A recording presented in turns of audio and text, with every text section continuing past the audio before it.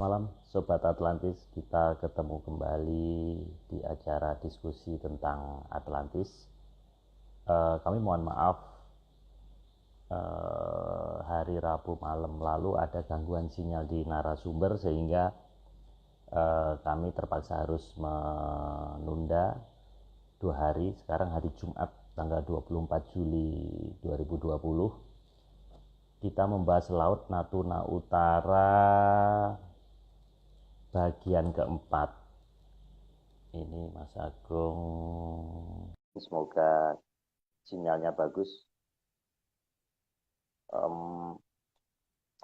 Bagi yang tidak sempat mendengarkan, kita juga upload rekaman kita di YouTube, jadi bisa dicari di channel Atlantis The Great. Halo Mas Agung. Halo, akhirnya bisa muncul lagi ya? Alhamdulillah, akhirnya bisa muncul kembali. Ya, Oke, mana agak Mas, berantakan. kita lanjutkan Mas. Oke, nggak apa-apa. Minggu lalu kita bahas ada Candi Penataran. 14 slide Candi Penataran sampai patung Melet. Saya refresh sebentar bahwa di relief Candi Penataran itu ternyata ada jejak-jejak sejarah bahwa nenek moyang kita itu sampai merantau jauh ke Amerika Selatan, bukan hanya tanda-tanda relief saja, tapi ada satu relief yang menarik di mana posisi leluhur kita itu ternyata menempati tempat terhormat dibandingkan dengan suku bangsa lain. Nah, ini sangat menarik. Nah, kita lanjutkan Mas, kita ke slide ke-15, jadi menyambung yang lalu. Ya. Nah, terus kemudian kita lanjutkan lagi 9 slide rencana malam ini, cuman saya rasa tidak akan cukup kita, tapi nggak apa-apa, kita lanjutkan saja. Ini slide berikutnya ini ada Palawan ya, ada pulau di sini. Nah, Oh, ini ya, ya. Di sini kan oke, kalau ini saya ini kan ada di daerah Filipina itu, Pak. Jadi hmm, saya perhatikan nama itu adalah masih nama dalam bahasa Sanskerta. Jadi hmm, di sini kalau misalkan Cina mau mengklaim wilayah itu, maka seharusnya di situ namanya bahasanya harusnya bahasa Cina, Pak. Tapi ini kan hmm, kenyataannya bahasa yang dipakai kan Sanskerta. Berarti kan klaimnya mereka emang nggak ada gitu. Jadi kalau berdasarkan sejarah, bukti nama wilayah pun tidak menunjukkan keberadaan mereka di lokasi tersebut gitu. Jadi itu yang ada oke di oke daerah oke Filipina. oke. Jadi Kan tidak ada. mendekati nama Palawa kan? Kan mendekati Iya nama iya Palawa, iya Pak. iya iya, pahlawan ya. Ber- Palawa kan nama huruf kita gitu. Jadi Bahkan akhiran N sama itu dengan biasanya nama dipakai. pahlawan juga Mas ya. Pahlawan Ya, juga ya. bisa. Ya, tapi yang paling dekat itu Hmm, Palawa, huruf Palawa. Karena kita biasa mengakhiri huruf N untuk mempersonifikasikan sesuatu kan. Jadi kalau hmm, misalkan eh, apa ya, yang jelas kadang-kadang akhiran N itu emang dipakai kadang-kadang di kita. hmm. Iya iya Gitu, iya Pak. iya. Jadi ya jelas sampai di posisi Manila itu tidak ada nama huruf nama Cina. Terus ini kalau di ada wilayah namanya Jepang, Japan kan, tapi mereka kan menulisnya Japan, walaupun kita ngomongin Jepang. Tapi coba Iya. deh, kalau orang kita itu kan biasanya kalau ngomong masalah mantra itu kan kalau dibacakan itu kan jadi Jopo Montro gitu. Hmm, Ngomongnya pasti Japan kan, Pak. Di Japani. iya iya. Di Japan itu Dan Jopo Mantrani gitu. dan ini Mas Agung, di daerah Ponorogo itu ada namanya desa namanya Japan. Itu ada Iya. memang. Ya, jadi nama itu nama familiarnya malah nama-nama kita. Walaupun mungkin Jepang akuin apa enggak, tapi itu memang nama-nama kita. Cukup familiar dengan telinga kita gitu loh. Bahkan di sana, uh, oke mungkin slide berikutnya Pak. Slide Oke, berikutnya. ini Mas ya. Nah, itu ada daerah namanya Fukushima.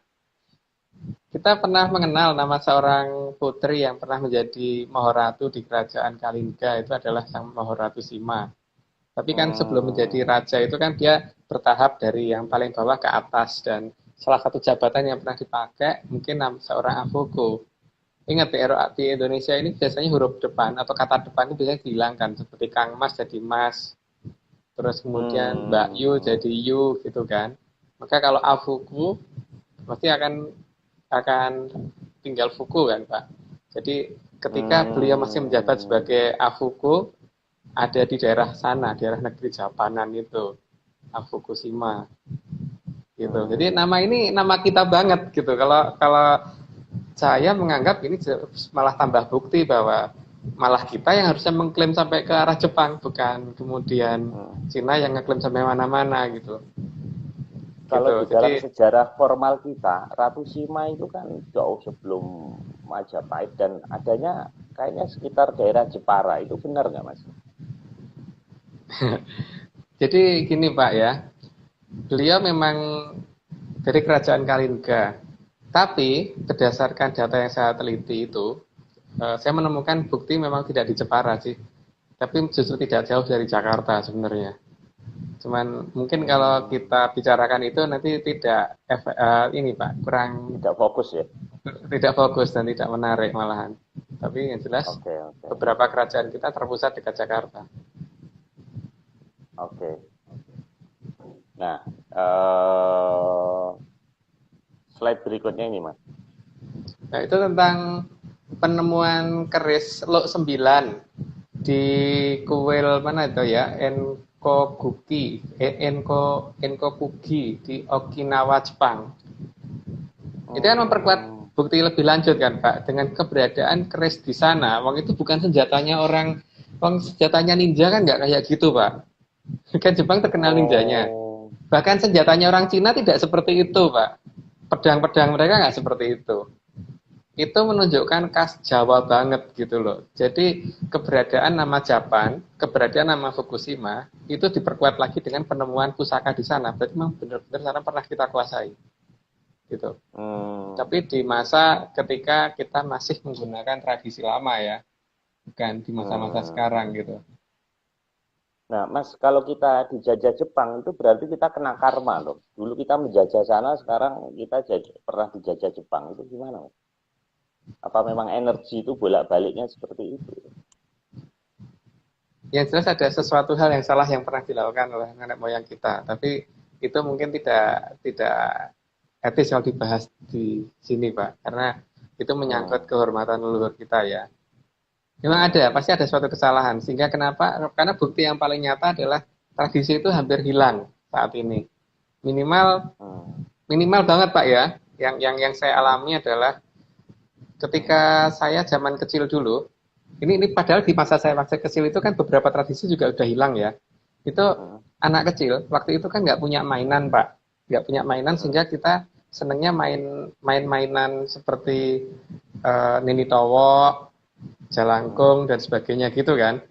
Ketika Hmm. tradisi masih masih agak hilang di zaman saya saja, anak kecil zaman Hmm. dulu itu kalau ketemu kuntilanak senangnya setengah mati karena apa? Kita kejar-kejar mau kita bikin mainan. Tapi ketika zaman Hmm. sekarang, Mbak, orang dewasa ketemu kuntilanak pingsan. Ini kan ada Hmm. suatu hal yang lebih hilang lagi di zaman ini kan. Di zaman dulu itu anak kecil aja berani dan itu adalah mainan untuk mereka. Sehingga sampai dulu tuh kita masih ingat ya, saya sama teman-teman itu masih ingat kita sampai mencari suatu tempat yang kita batasin gitu supaya nanti makhluk ini kalau misalkan kita taruh sini suatu ketika kita kita pakai untuk mainan biar gampang gitu sehingga dikatakan Hmm. sebagai tempat anak buang jin. Hmm. Tapi ketika saya sekarang pulang ke wilayah saya, daerah itu kok dikenalnya terbalik ya, jadi tempat jin buang anak itu. Jadi wibawa manusianya kok jadi kayak gimana gitu. Kalau dulu itu Hmm. adalah ya itu ini bukti bahwa bahwa adanya hilangnya peradaban Pak ya. Ya, Hmm. itu entah kenapa saya nggak kurang paham. Tapi yang jelas di zaman saya saja seperti itu. Yang Iya. saya alami seperti itu. Mungkin di orang yang lebih tua dari saya mungkin lebih banyak lagi yang menemui sesuatu hal yang lebih hebat lagi karena Hmm. sekarang ini kadang-kadang kita juga bingung anak di usia apa anak-anak yang di usia saya waktu masih seperti itu Hmm. kalau mendekat kuburan aja takutnya setengah mati padahal kita dulu kan enggak Pak dulu Hmm. ada mainan Nah, Iya, sekarang orang iya, iya. dewasa aja ini gitu. Ya inilah apa namanya yang jelas ada sesuatu yang hilang, tapi nggak tahu ini sesuatu yang hilang itu ada di mana kita belum belum belum Iya, iya. definisikan. Beberapa Sehingga hari lalu juga saya membahas di kitab Pustaka Weda Sasangka juga mirip seperti ini, Mas. Di kuburan aja kita ketakutan gitu. Nah, kalau ya kita ya ngomong tentang ini, Mas, tadi Nini Cowok tadi, saya jadi ingat di Afrika kan ada voodoo, Mas ya. Kan itu kan mirip juga dengan kita kan, Mas. Dengan hampir Kiai mirip. Langkung seperti Iya, itu. hampir mirip. Cuman bedanya adalah di sana untuk nyakitin orang kan, Pak. Untuk apa? Hmm. Untuk nyakitin orang. Kalau di sini kan enggak. Tidak ada hubungannya untuk menyakitin orang, tapi hanya benar untuk hiburan anak kecil gitu loh. Jadi Hmm. eh, yang jelas di sini kan minimal ada sesuatu hal yang hilang, yang menjadi memperlemah sebenarnya. Kalau saya perhatiin memperlemah sih, karena apa? Minimal dulu anak kecil berani sama hantu, sekarang hantu yang berani sama manusia. Sehingga dulu hantu bisa diperalat untuk menjadi sesuatu untuk nyerang suatu tempat. Nah, sekarang Kita diperalat mereka justru oleh diperalat mereka hantu. ya. Ya, tidak tahu apakah diperalat apa tidak, tapi bagi saya hanya melihat bahwa manusia sekarang tidak seperti dulu. Ketika Hmm. zaman saya masih kecil itu, mereka itu tidak punya wibawa, bahkan berunding pun nggak boleh gitu. Jadi kadang-kadang saya juga Hmm. bingung, nanti kalau kamu ketemu mereka, nanti ada perjanjian yang gini. Aku sih kadang-kadang bingung, Pak, mereka bikin perjanjian apaan? Wong mereka seperti halnya kalau kita pelihara ayam, ayam itu kan mau kita tendang, mau kita kasih makan, mau kita Hmm. bikin seneng, mau itu dia nggak berhak melawan. Hmm. Iya kan? Nah, kok Iya, kok iya, kok iya, bisa iya. bikin perjanjian yang derajat mereka apa kalau sampai bikin perjanjian segala. Ini Iya, ada betul. sesuatu hal banyak yang hilang, Pak. Ini banyak yang hilang dari peradaban Hmm. kita. Minimal minimal dari zaman saya kecil ke sekarang aja sudah ada yang hilang. Yang saya perhatikan di Hmm. situ. Nah, berarti dari ketika saya kecil ke sebelum saya ada itu juga pasti lebih banyak lagi yang hilang kan, Pak? Di sini yang Hmm. menyebabkan kenapa kita dulu pernah menguasai sampai mana-mana kok kemudian sekarang ini gitu loh. Terus Jadi dikuasai. kebanyakan ya banyak hal yang kemudian apa ajaran-ajaran itu hanya dirubah untuk menjadikan orang jadi baik tapi tidak jadi sakti itu kan Pak yang paling kelihatan.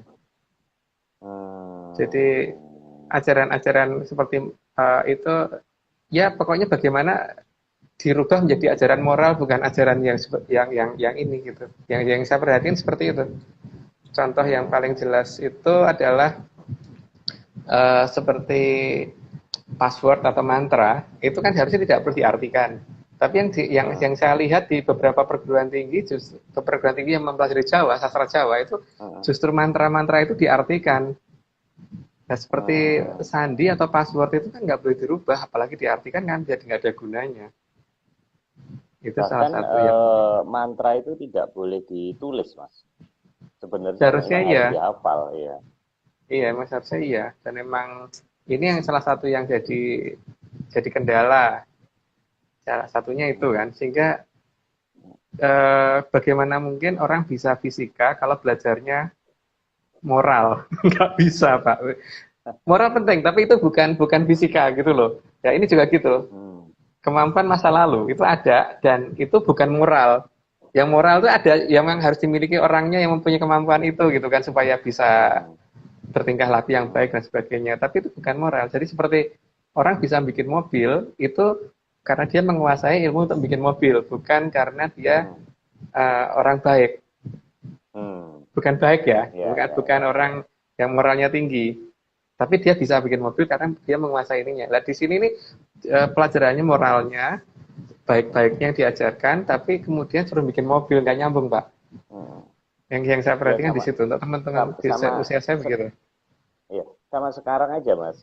Sekarang kan lagi pandemi COVID ya. Sekarang energi kita lebih banyak mendiskusikan hal-hal kasusnya, misalnya jumlah yang meninggal. Tapi effort untuk membuat obat seperti yang Mas Agung pernah usulkan di Pagebluk ini, kenapa nggak dibikin sayembara yang masif sehingga apa namanya obat-obat di pedalaman seperti kayak suku-suku di Irian mungkin bisa menemukan itu kurang gitu. Jadi energi kita untuk melawan COVID ini saya rasa juga agak melenceng gitu.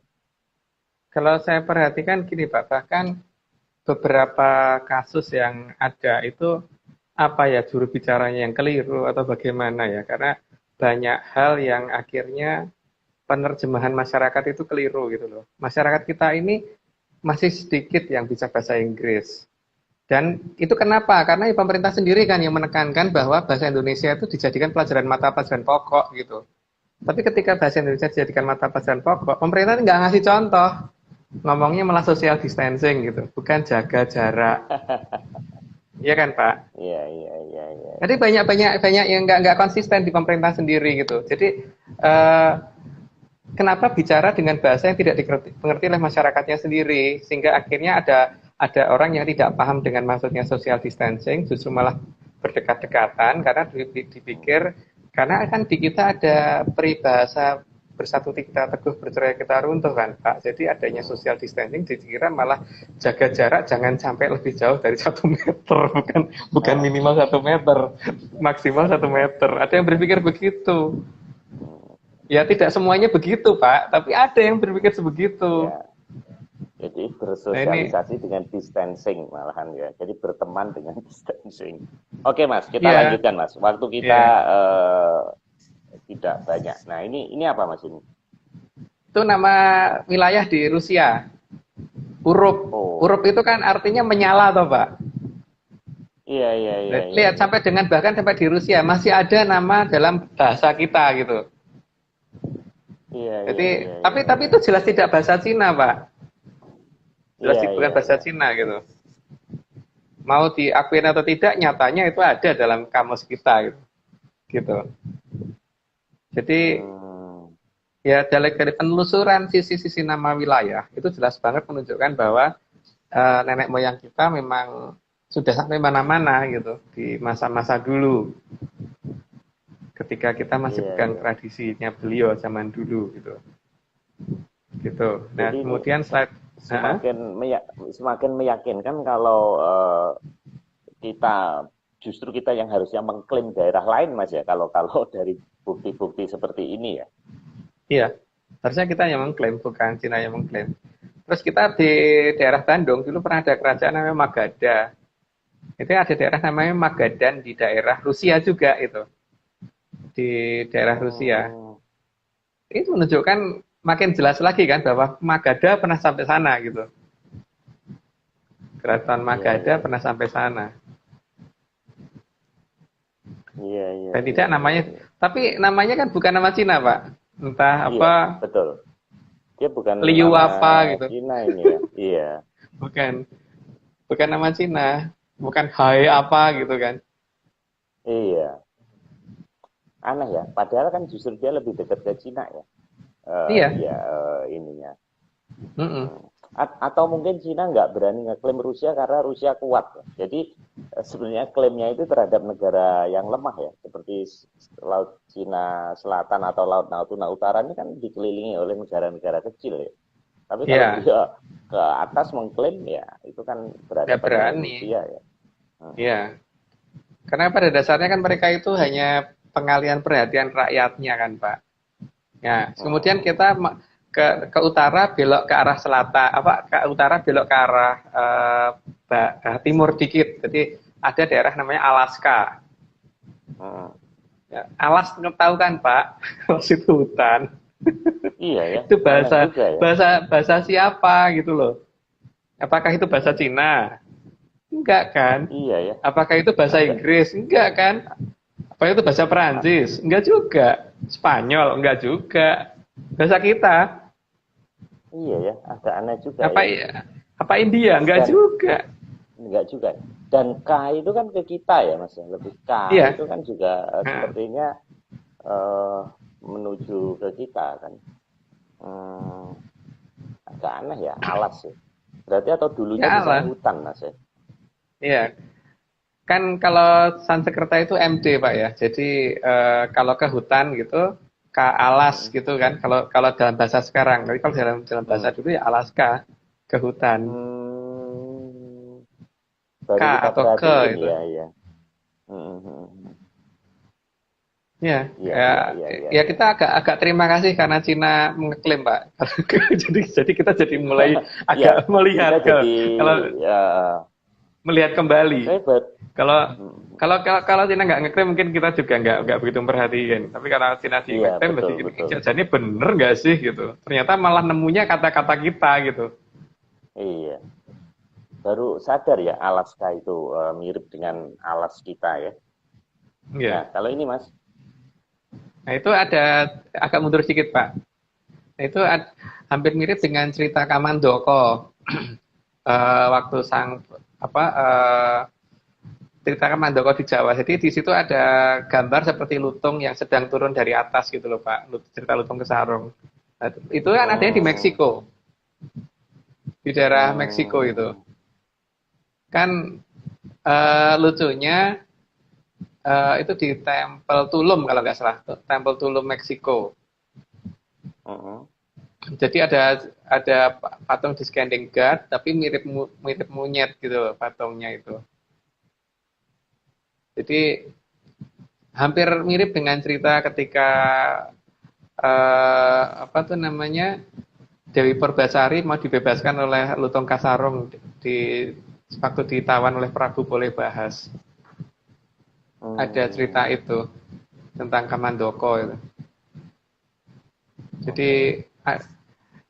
cerita itu kan ada di negara kita, tapi patungnya ada di negara sana. Nah, makin Hmm. lebih jelas lagi kan Pak bahwa itu ada Ini hubungannya sama kita. Mas Nogo bilang di Tulum di Mexican Gulf gitu. Ya, di Tulum, kok Tulung ya? Tulum, M Hmm. bukan NG. Hmm. Itu tapi kan itu jelas patungnya bukan patung Cina Pak, reliefnya bukan relief Cina gitu loh. Iya. Jadi nggak ini, jadi mereka nggak bisa kalau pernah ngeklaim dunia itu nggak bisa. Kalau mereka pernah kelab di mana itu mungkin, tapi sampai ngeklaim nggak mungkin. Iya, iya, iya, iya, iya, iya. Gitu. Nah, ini keris, Mas. Itu keris yang ditemukan di Inggris. Eh, itu kalau nggak salah di abad berapa ya 18 itu di dekat sungai apa ya Towi Kart apa namanya Carmarthen di daerah Inggris itu Pak di kota Hmm. Carmarthen. Hmm. Jadi legenda King Arthur yang mencabut pedang yang tertancap pada yang tertancap atas perintah para penyihir kuno itu loh ada ceritanya itu memang. Tapi Iya, iya. lucunya kan kenapa bentuknya bukan pedangnya orang Inggris gitu Pak, bentuknya ya keris lagi Pak. Sungai Towi Berarti kan itu di Wales. iya di Sungai Towi di Wales di Hmm. Katmanten ya Katmanten atau apa sih lupa nama wilayahnya pokoknya di daerah Merlin. Britain Raya Ini Mas ya Nogo bilang di Merlin. ya. Ya. Tapi kan itu anu ya Pak ya. Jadi kita malah lebih luas lagi. Kalau Cina ngeklaimnya cuma LCS sepanjang itu, ternyata kita ngeklaim sampai Inggris sana. Hmm. Amerika pun lewat gitu loh sampai ke sana lagi. Tapi memang Atlantiknya itu masuk. Ya. Jadi Tapi kita munculnya kita pernah dijajah Inggris, Mas. Zaman waktu Gubernur memang Jenderal Raffles. ya Apa mungkin memang jadi lucu ya, yang daerah yang dimana kita pernah ke sana leluhur kita malah sekarang kebalik menjajah kita gitu Mas. Kok bisa jadi memang. begitu ya? Nah, itulah. Memang Pak, saya juga mengakuin bahwa kita memang mengalami kemunduran jauh. Makanya kemunduran tadi kan saya ceritakan minimal dari zaman saya ke zaman saya kecil ke zaman saya ini aja. Itu kemunduran udah banyak. Minimal yang kelihatan banget di zaman saya kecil itu orang yang kebal senjata itu banyak. Sekarang kan hampir nggak ada Pak. Hmm. Ya kan, zaman dulu banyak. Sekarang masih bisa dihitung jari. Kalau dulu hampir tiap penduduk jadi tembak nggak apa-apa itu banyak. Apalagi di zaman Hmm. kerajaan-kerajaan dulu lah itu ngeri negara lain kalau berhadapan dengan seperti itu. Iya. Mungkin sekarang ya Pak. masih lumayan banyak di Dayak Pak. Yang masih Dayak ya. lumayan Hmm. mungkin Dayak itu masih lumayan yang berhubungan dengan Hmm. tradisi lama itu masih lumayan kuat di sana. Atau gini Mas, ini kita kaitkan dengan Atlantis. Atau jangan-jangan yang menjajah mereka itu bukan leluhur, pengertiannya bukan leluhur pendek. Ini ada suatu bangsa yang punya peradaban tinggi, yang pernah menguasai dunia, yang berasal dari negara kita, tapi bukan pengertian leluhur yang beberapa tingkat 100 tahun di atas kita mungkin, atau ribuan tahun yang lalu mungkin. Jadi kita ini sebenarnya bukan keturunan bangsa hebat itu, jangan-jangan. Oh enggak Pak, kita keturunannya. Karena begini, yang paling jelas Pak, Inggris waktu itu sebelum dijajah oleh bangsa Viking, dia kan merupakan bangsa yang masih terbelakang. Nah, bangsa Viking itu digambarkan sebagai bangsa yang kalau berperang itu menggunakan topi yang pakai tanduk. Ya, itu dari Stockholm. Ya, dari Swedia, Mereka menyatakan bahwa itu adalah orang-orang Skandinavia ya, orang Swedia dan sebagainya, itu yang jadi bajak laut dan sebagainya gitu. Tapi cukup aneh, karena apa?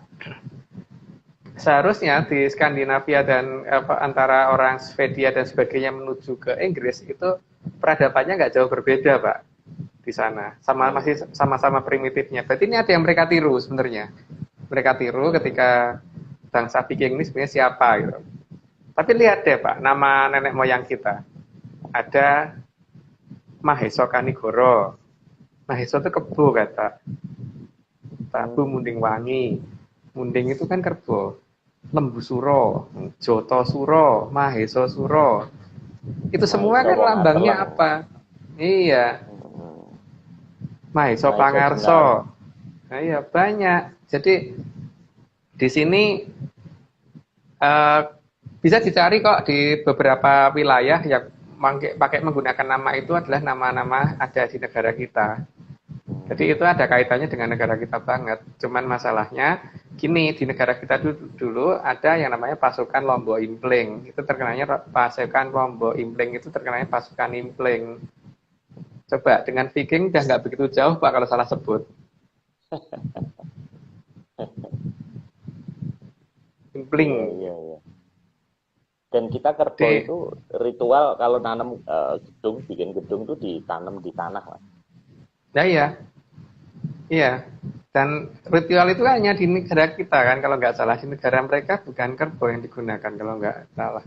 Tapi yang jelas ada suatu bangsa yang kalau menyerang itu menggunakan dua kekuatan, manusia dan bukan manusia gitu. Dan serbuannya sangat luar biasa dan tidak bisa dicegah. Yang digambarkan dalam cerita-cerita mereka itu semuanya menggambarkan mirip dengan bangsa kita, bukan bangsa lain menurut saya. Jadi Vikingnya itu adalah orang-orang kita. Maka kalau ada keris di sana jadi masuk akal. Bahwa memang pasukan Lombok Impling pernah nyerang sampai sana. Gitu Pak. Bukan harta karun kita dibawa Raffles terus ketinggalan di sana gitu, enggak Mas? Enggak, masih terlalu sedikit. Masih banyak yang di negara kita. Kalau toh ada yang dijarah ke sana itu paling cuma berapa persen, Pak? Nggak banyak itu pasti. Asalkan memang pemerintah benar-benar mau mencari ya. Jadi jangan ngikuti literatur yang dibikin Barat. Kalau ngikuti literatur dibikin Barat, memang seolah-olah semuanya sudah nggak ada. Jadi kita harus mencari sendiri dan harus mulai mencari apakah betul bahwa negara kita ini the Ring of Fire. Itu juga harus diteliti ulang. Karena beberapa bukit ternyata ketika saya yang teliti itu bukan bukit, Pak, bukit buatan dan ada bangunan di dalamnya. Dan itu layak untuk dibuka satu persatu seharusnya. Tapi ya harus siap kalau sejarah kita ternyata harus diganti. Gitu. Wah, jadi itu tadi Pak, tentang keberadaan pasukan Lombok Impling yang di bawah pimpinan para pangeran yang menggunakan nama Maheso dan sebagainya itulah yang kemudian ketika mereka menghilang kemudian ditiru oleh bajak laut dari Skandinavia itu. Jadi mereka karena salah sebut namanya Viking gitu yang ada dalam menurut saya. Karena persenjataannya Inggris primitif dengan Viking yang nyerang itu juga nggak jauh beda Pak. Jadi nggak mungkin itu bisa menang banget di mana-mana. Harusnya Santiuf paling enggak. Dan legendanya nggak begitu. Jadi mereka kayaknya cuma jadi bajak laut doang. bukan sampai ekspansi kemana-mana karena armada mereka juga nggak mencukupi ya seharusnya gitu. Iya, iya, iya. Oke. Dan kalau misalnya Mas, bangsa Viking pernah menjajah kita, kok kita nggak pernah menemukan jejak Skandinavia ya di sini. Kalau dia bangsa pelaut nih, kok nggak ada jejak di negara kita, nggak ada mereka ya. Lah ya bangsa pelautnya cuma sebatas wilayah sana saja, bahkan sampai ke wilayah Afrika yang bagian selatan aja nggak, apalagi nyebrang sampai ke wilayah kita kan Pak. Nyebrang Atlantik aja ke arah orang Indian itu nggak ada, Indian Amerika ya itu nggak ada. Yang nyebrang kan orang Spanyol, Columbus dan sebagainya itu bukan Viking kan yang nyebrang. Kalau mereka pelaut menangan di mana-mana, kenapa cuman jadi jago kandang? Pasti ini ceritanya nggak begitu Pak. Jadi itu cuman bajak laut yang meniru-niru gitu. Iya. Oke Mas, kita teruskan ini. Ini makin seru nih, kelihatannya kok banyak patung ini kalau kita lihat di sini. Ini apa ini Mas? Itu patung di Candi Penataran Pak. Jadi di situ kelihatan bahwa patung Candi Penataran menggambarkan ada beberapa patung yang mirip dengan di Afrika dan di Timur Tengah. Seperti yang kiri bawah itu kan patung reliefnya, kanan itu pembanding kita terhadap yang ada di Timur Tengah dan Afrika Selatan di Afrika. Itu perempuan yang di Afrika kita bandingkan dengan relief yang di Candi Penataran gitu Pak. Jadi kalau nenek moyang kita nggak pernah sampai mana-mana, kenapa bisa menggambarkan pakaiannya orang sana Pak? Karena itu bukan pakaian orang sini kok. Ada kok gambarannya itu semua. Tapi di Viking sana nggak pernah loh Pak ada gambaran itu. Apa di Cina juga nggak ada penggambaran seperti itu. Iya ya, Mas. Kalau peradaban bangsa Barat itu lebih tua, kenapa di sana kok nggak ada candi ya? Kok kebanyakan candi itu di daerah kita ya? Kenapa ya? Nah ya itu. Nah, mereka bikin Stonehenge aja udah bangganya setengah mati ya Pak. Padahal kalau cuma seperti itu tuh nggak ada seninya kalau menurut saya sih. Kalau dikatakan 7 keajaiban dunia itu ya cukup lucu sih. Itu nggak bentuknya apa gitu. Ininya nggak ya cuman begitu aja, megalitik seperti biasa aja gitu. Kalau dikatakan batu berdiri dan sebagainya itu nggak aneh. Jadi misalkan ini kan beratnya sekian ton, kok bisa ini ya. Misalkan kita bikin batu, kita berdirikan dulu, terus kita timbun pakai pasir. Setelah itu batu yang lain kita geser ke situ, setelah sampai di atasnya pasirnya digali lagi, kan bisa Pak? Betul. Itu nggak aneh. Betul. Itu nggak aneh. Tapi kalau mereka bikin tanahnya pasirnya yang dibuang Mas ya, jadi kelihatannya dia seperti berdiri ya. Oke. Iya.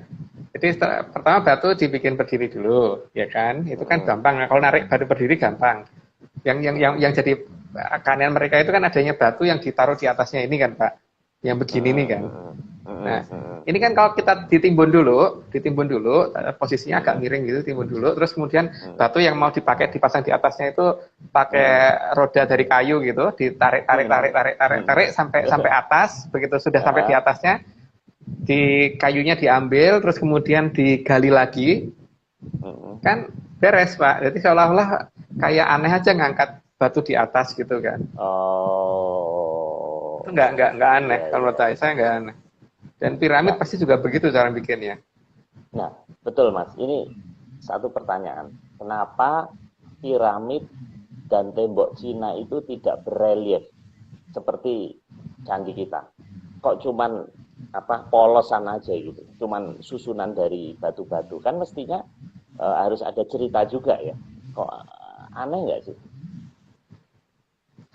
Mereka menceritakannya di bagian dalam Pak, jadi bukan di. Kalau tembok Cina kan memang kita lagi mencurigai bahwa itu bukan mereka yang bikin. Misalkan sekarang gini Pak, menara tertinggi di Dubai, di dunia itu ada di Dubai kan sekarang. Apa yang bikin orang Dubai, Pak? Bukan kan? Nah, begitu juga. Tapi karena orang Dubainya punya duit banyak, dia bisa bayar orang bikin itu gitu loh. Dia cari orang pintar yang bisa bikin gitu. Demikian juga tembok Cina. ini juga meragukan. Tapi nanti di episode yang nanti kita bicarakan. Wah, Yang jelas ini kalau seru, ini kalau seru. kalau kita ceritakan sekarang kan ini nanti nggak nyambung dengan slide-slide yang ada. Tapi nanti akan dibahas Oke, di oke, oke, slide oke. berikutnya. Oke, Oke, lanjut dulu Pak. Menarik. Oke. Slide berikutnya. Ini Mas. Itu kan gambaran tentang orang Mesir yang ada di Candi Penataran.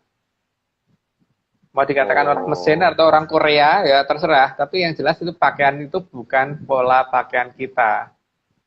Kalau kita Pola lihat pakaian ininya seperti Mas, udengnya ini, ikat kepalanya bukan kita ini ya. Ini seperti kayak ya, ikat kepala biasa Timur bukan Tengah kita. ya.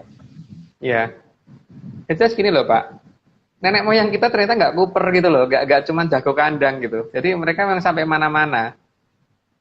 Nah kalau misalkan Viking atau mereka yang ngeklaim itu ngeklaim sampai mana-mana, mereka harusnya menggambarkan di negara mereka seperti nenek moyang kita toh. Enggak kok. Oh. Gambaran dari beberapa candi kita menunjukkan itu semua gitu. Dan Iya. semuanya benar-benar tergambar dengan cukup rapi. Bahkan di Borobudur juga ada relief-relief seperti itu juga ada. Asal kita memfoto satu persatu ya. Jadi jangan hanya melihat bebas lepas gitu, jangan. Coba jangan kalau datang ke candi jangan menggunakan ini orang yang tukang cerita itu apa namanya? Guide ya, tour guide-nya kita bantu sendiri karena kalau ada tour guide-nya nanti bingung karena dia cerita macam-macam itu nyambung apa enggak ini enggak ngerti. Foto satu-satu dengan tenang. Nanti setelah sampai rumah, print, tempelin tembok gitu, terus kemudian lihat ceritanya. Pasti nanti akan menemukan suatu cerita yang benar-benar nggak nyambung dengan yang sudah ada, gitu. Ya paling baik berarti, seperti itu. Berarti kalau gitu sejarah kita itu di-create dong, Mas. Bukan berdasarkan gambar-gambar fakta yang ada. Jangan-jangan dibuat penjajah kita ya. Yang jelas kalau saya nggak percaya ya Pak, karena beberapa hal yang saya ini saya masih nggak bisa tidak menemukan bukti logikanya gitu loh, karena cerita yang berkembang di desa saya tentang kehebatan nenek moyang saya dan sebagainya itu tidak ada dalam sejarah kita itu. Padahal seharusnya itu ada dalam sejarah kita kan. Itu yang membuat saya masih ragu-ragu. Tapi bukan ragu-ragu, saya nggak percaya sih dengan sejarah yang resmi yang beredar. Gitu. Dan salah satu fakta yang saya temukan paling tidak ada beberapa bangunan tersembunyi yang masih besar, yang lebih besar dari bangunan yang ada yang ditemukan yang sudah ditemukan. Cuman masalah kan tidak boleh dibuka. Itu masalahnya. Iya. Oke Mas, ini berikutnya. Nah itu tentang penggambaran orang Mesir. Jadi itu perbandingan dengan yang tadi Pak, relief yang tadi kita bandingkan dengan itu. Terutama gambar paling kanan, perempuan paling kanan tadi kita bandingkan dengan relief kanan Pak, paling kanan. Yang paling kanan malah hilang. Sini. Nah itu sini. ya itu akan itu kan rencananya kita bandingkan dengan gambar tadi loh Pak, yang ada di relief yang sebelumnya tadi loh, yang di Candi Penataran tadi. Nah ini relief di Mesir, itu relief di Mesirnya. Ya, itu di Mesirnya. Tapi yang kanan, patung paling kanan itulah yang sangat mirip dengan yang di Candi Penataran tadi, gitu. Dan masalahnya di situ bukan orang Mesir sedang berdiri, tapi orang Mesir lagi nyembah kan tadi Pak. Iya. Oke, lanjut Pak. Oke.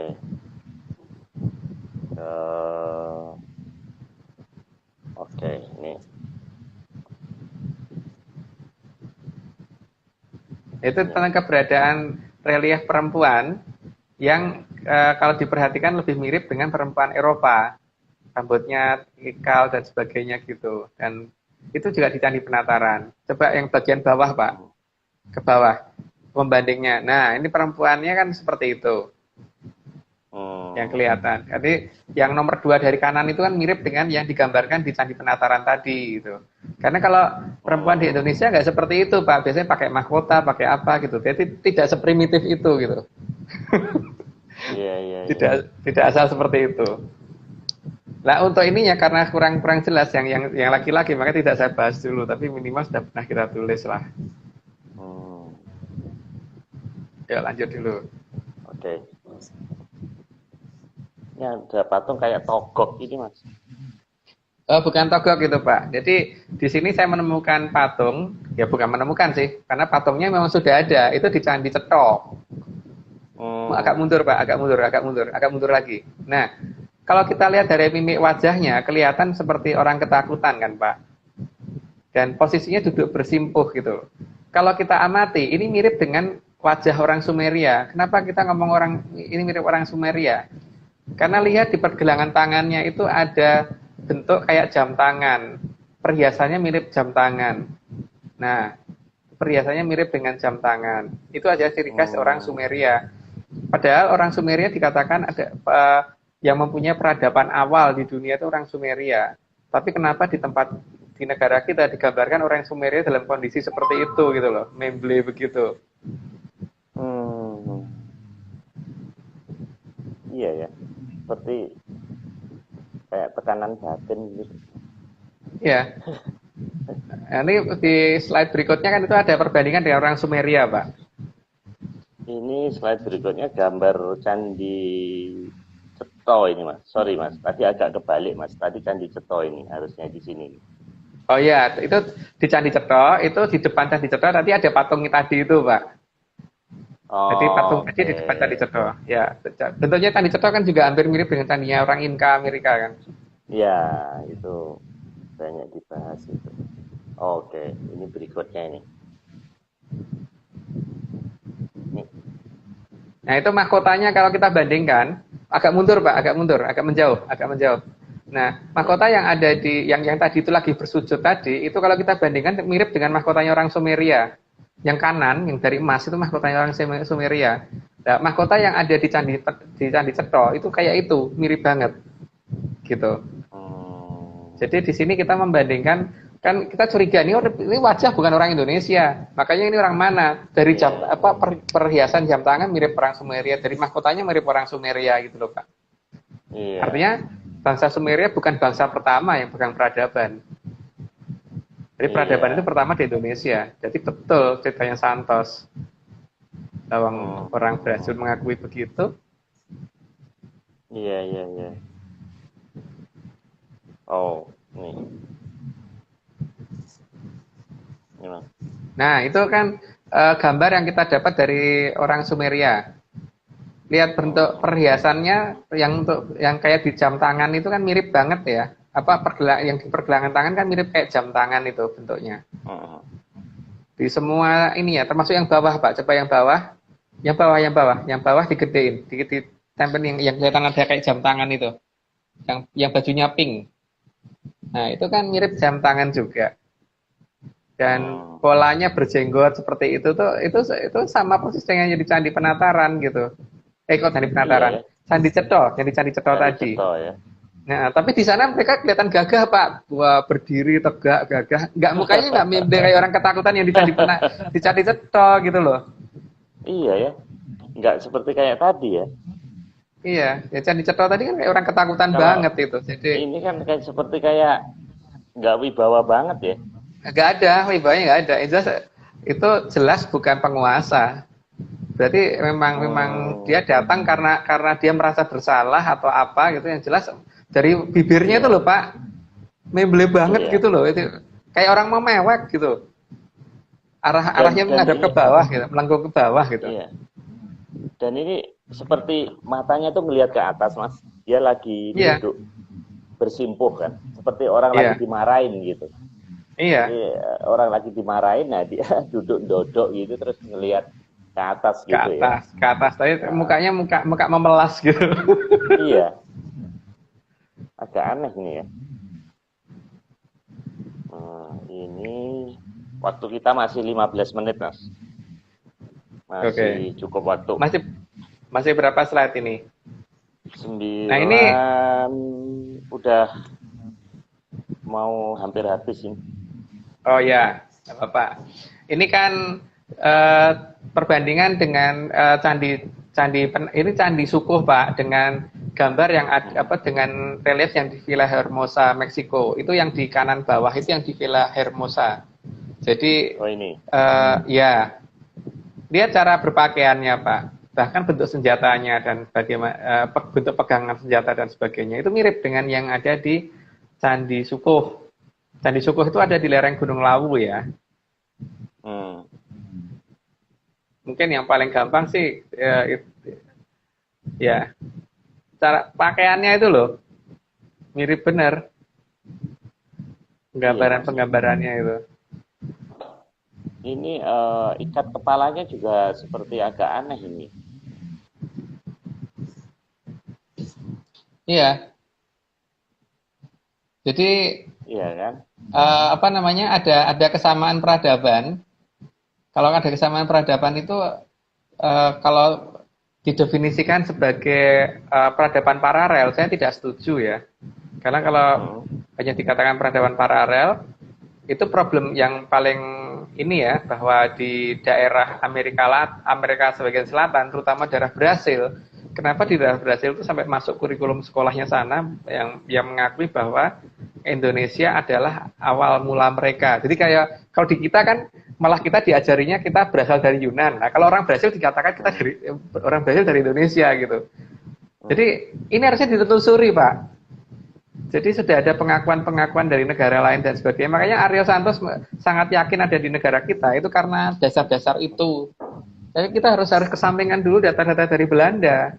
Karena kalau data-data dari Belanda ini tidak dikesampingkan, itu nanti akan membuat kita berhenti untuk mengadakan penelitian. Karena apa-apa harus ada, kalau perlu keluar literatur dulu lah.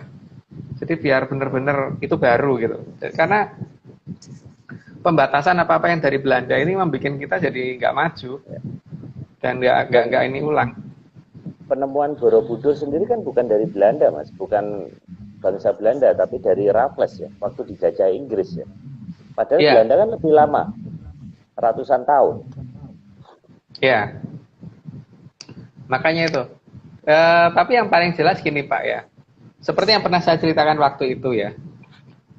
Yang jelas ada upaya yang dilakukan oleh negara lain untuk mengkaburkan sejarah negara kita. Jadi mengaburkannya itu bukan hanya di sejarahnya ya, tapi di tradisinya juga dikaburkan. Jadi beberapa pengaburan itu tentu punya tujuan ya. Tujuan yang paling utama kan pasti bagaimana supaya kejayaan masa lalu ini jangan kembali gitu. Ya, bukti paling gampang itu kan sekarang kalau yang pernah saya ceritakan kemarin dulu itu, seperti misalkan masalah pabrik gula itu Pak, iya kan? Sekarang kalau memang Belanda itu menjajahnya dengan pusatnya ada di Batavia, maka seharusnya kan kalau mau membuat pabrik gula itu kan kepentingannya adalah untuk kepentingan ekspor ke negara mereka, bukan untuk kepentingan negara kita kan Pak. Ya. Maka seharusnya pembangunan pabrik gula kan harusnya di pesisir pantai kan, yang dikuasai pasukan mereka gitu. Ya. Coba Pak lihat, di Jawa Barat ini kan cuma satu di Cirebon, pabrik gula. Tapi di Jawa Tengah, Jawa Timur, pabrik gula itu banyak di mana-mana, dan bahkan yang jauh dari pesisir pantai dan jauh dari sungai besar. Ya. Dan kalau ada sungainya pun nggak layak untuk pelayaran gitu loh, karena dangkal. Ya, yang jadi perkara di sini adalah kalau misalkan itu dipergunakan untuk kepentingannya Belanda, maka cukup aneh. Karena apa? Kalau kita melihat kebiasaan masyarakat Sunda, itu kalau minum, itu biasanya senangnya minum air tawar. Seperti teh tawar, kopi tawar gitu, orang Sunda. Kalau orang Jawa Tengah, Jawa Timur, itu kebiasaannya minumnya selalu manis. Iya, teh manis, kopi manis, dan sebagainya gitu.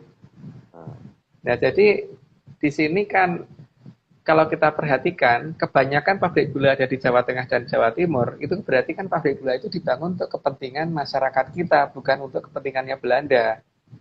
Kenapa saya ngomong begitu? Karena disesuaikan dengan kebiasaan masyarakat kitanya yang suka manis dan yang nggak begitu suka manis gitu.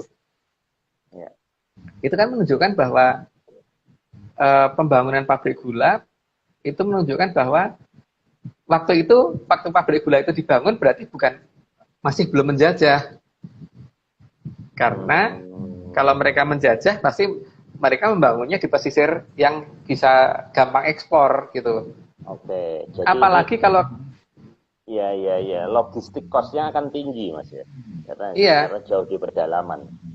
baru di pedalaman, apalagi Madiun itu tengah-tengah pulau loh, itunya dari utara dari selatan cukup di tengah gitu kan. Padahal di Madiun kan lumayan itu, ada Pagotan, ada Rejagung, ada Kanigoro, PG pabrik gula itu. Ada 5 ya kalau nggak salah, saya lupa namanya sih. Ya, 5. Terus Mospati juga ada. Iya. Itu gini Pak ya, jadi kalau kita perhatikan lebih detail lagi, karena saya pernah masuk ke pabrik gula Rejagung zaman kecil, karena saya punya teman di sana. Jadi waktu SD dulu, saya pernah kelas 5 SD itu, saya dulu dari Semarang pindah ke Jogja, karena dari Semarang pindah ke Madiun, karena bapak dari dinas di Perhutani Semarang pindah ke Perhutani Madiun. Nah, waktu di Perhutani Madiun kan saya sekolah di Madiun, salah satu teman saya itu kebetulan orang tuanya kerja di pabrik gula Rejagung. Karena saya itu orangnya usil Pak, saya itu minta dianterin untuk jalan-jalan masuk pabrik gula, karena kalau sama bapaknya teman kan bisa. Kita masuk ke sana, waktu itu kita ngelihat ada satu mesin giling, itu yang nggak bisa di knockdown. Waktu itu saya belum bisa ngukur masanya berapa gitu. Tapi saya sama teman-teman, waktu itu kebetulan pas ada pelajaran tentang silinder. Nah, sama guru diminta untuk mencari gambar-gambar, terus disuruh menghitung volumenya gitu kan, silinder tadi gitu.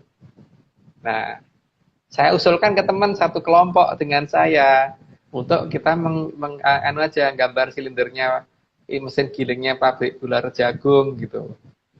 Nah, kebetulan kan kita boleh masuk dan kita bisa ngeliat-ngeliat, dan kemudian kita bisa ngukur-ngukur waktu itu, anak SD kan, bisa ngukur-ngukur, dibantu sama orang tua murid waktu itu, orang tua temen waktu itu. Ketemu kan volumenya, saya lupa ukurannya berapa, saya lupa, tapi itu kebawa terus, catatan itu saya bawa terus sampai ketika SMA. Nah, di SMA kan SMP dan SMA itu kita sudah diajarin tentang massa jenis, tapi SMP itu saya belum ngeh, tapi ketika SMA itu kan saya lebih ngeh lagi ketika sudah mengerti berat jenisnya besi berapa. Nah, ketika berat jenisnya besinya ketemu dan volumenya mesin gilingnya ketemu, yang tidak bisa di knockdown, yang nggak bisa dilepas-lepas itu ketemu berat sekitar 200 ton. Mau biar saya pikir ini 200 ton cara bawanya gimana coba. Kalau mesin giling ini dibawa dari Belanda ke Indonesia, kapal apa yang bisa membawa beban 200 ton waktu zaman itu gitu. Kan langsung jadi kapal selam mendadak gitu Pak. Dan nggak akan bisa kembali ke permukaan ketika mesin gilingnya masih ada gitu. Artinya seharusnya mesin giling itu dibangun di negara kita kan, dicor di negara kita. Tapi pabrik pengecoran mesin gilingnya itu nggak ada Pak. Ini yang bikin saya makin curiga. Berarti ada sesuatu yang ditutupi di negara kita ini apa gitu. Apakah pabriknya ada sudah? Kaitannya juga dengan rel kereta apinya, Mas. Ya itu. Pada saat pembangunan ini terus kemudian dibuat rel dan mungkin jembatan juga. Karena jembatan-jembatan kita kan juga seperti yang disinggung di diskusi sebelumnya kan tidak kuat ya menahan beban seperti itu. Ya, jembatan kita kan kalau nggak salah cuma sampai 65 ton itu yang terbaru ya. Anggap aja deh kuat sampai 150 ton, tetap aja masih kurang Pak. Nggak akan kuat itu. Dan aspalnya cepat akan rusak kalau dilalui seperti di Gelu. Dan gimana gitu loh Pak. Misalkan nih ya, dibawa dari Belanda nih. Misalkan kapalnya kuat deh, dibawa sampai Belanda. Terus mendaratnya di Semarang misalkan. Dari Semarang digelundung-gelundung sampai ke Madiun gitu. Ada 5 PG loh Pak, berarti ada 5 mesin giling yang digelundung-gelundung sampai Madiun. Itu kan naik turun bukit Pak. Atau lewat Bengawan Madiun Mas, karena ada Bengawan Solo. Nggak mungkin kuat Pak, karena tingkat kedalaman airnya juga tidak memadai untuk itu. Beda dengan kayak Sungai Musi atau apa gitu. Nah, sebenarnya ada satu pertanyaan ini agak aneh. tadi Candi Penataran di Blitar, kemudian Candi Ceto atau Candi Sukuh tadi di lereng Gunung Gunung Lawu. Lawu. Ini apa kira-kira kok agak kenapa di situ gitu? Apa pusat leluhur kita dulu pernah semedi di situ? Kenapa kok dipilih di situ? Mungkin ada kaitannya juga. Kalau masalah pemilihan tempat itu saya kurang tahu. Memang ya, saya terus terang tidak begitu memahami karena saat ini saya melihat malah justru beberapa pusat kerajaan yang diduga ada di daerah yang jauh dari Jakarta. Ternyata saya mulai curiga bahwa ibu kota negara kita nggak pernah pindah jauh-jauh gitu. Makanya ini kita sedang mencurigai keberadaan beberapa wilayah yang kemungkinan justru dekat Jakarta gitu loh. Seperti kerajaan Jonggolo, Jonggol-o itu dan sebagainya itu. Itu nama Jonggolnya justru ada dekat sini kan. Dan dalam cerita Babat Kediri kan ditulis oleh Kiai Sodong. Nah, desa Sodong itu dekat, malah ada dekat sini Pak, ada dekat Cibubur sini ada dekat desa Sodong gitu. Berarti kalau ibu kota pindah ke Kalimantan salah tuh Mas? Menyalahi pakem tadi. Kalau saya tidak setuju. Karena kalau yang saya perhatikan, tapi asal jangan dianggap sebagai ini ya, membuat suatu keresahan ya. Kalau perintah itu yang ada dalam beberapa serat kuno, bahwa Sungai Berantas itu harusnya ada di wilayah barat, bukan di wilayah timur. Nah ini kalau saya buka nanti rame Pak. Jadi mungkin dipendem dulu untuk cerita ini. Inilah yang menjadi urgent kenapa ibu kota harus dipindah. Ya, tapi bahwa saya menjelaskan di mana Sungai Berantas dengan lebar 8 km ini dan yang cukup dalam ini, saya punya bukti banyak. Cuman ini kalau saya buka nanti yang ada malah jadi ceritanya malah jadi tidak baik gitu. Ya. Mungkin memang saya setuju ibu kota dipindah setuju banget, tapi tidak di sana. Tapi kalau mau dipindah di sana ya terserah, karena itu kan haknya pemerintah, bukan hak saya ya.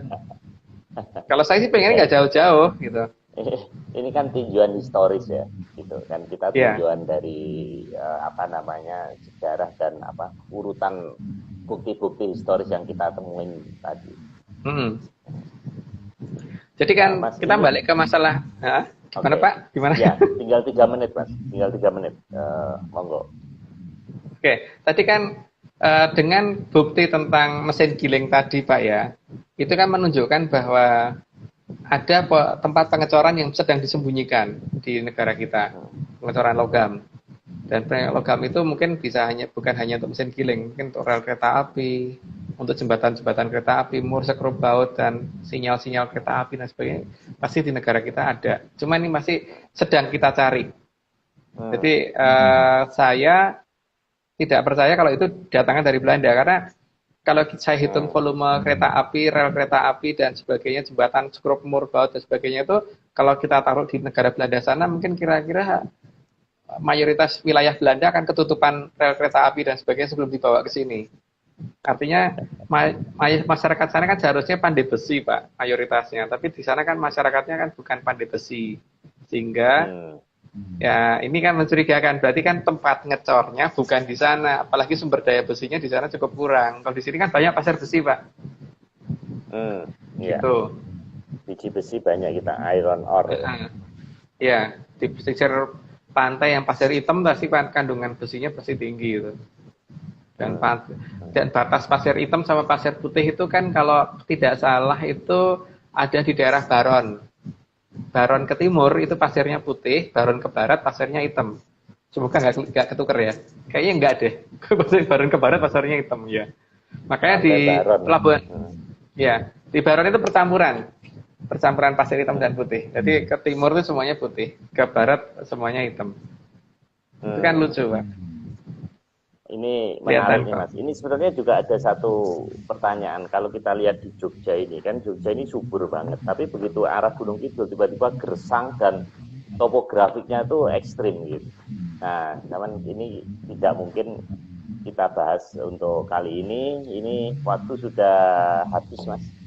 Sudah tinggal 25 detik lagi, jadi kita close saja untuk Laut Natuna Utara part 4. Nah, kita diskusi kembali apakah minggu depan kita lanjutkan atau dengan topik lain. Sekian, terima kasih, selamat malam.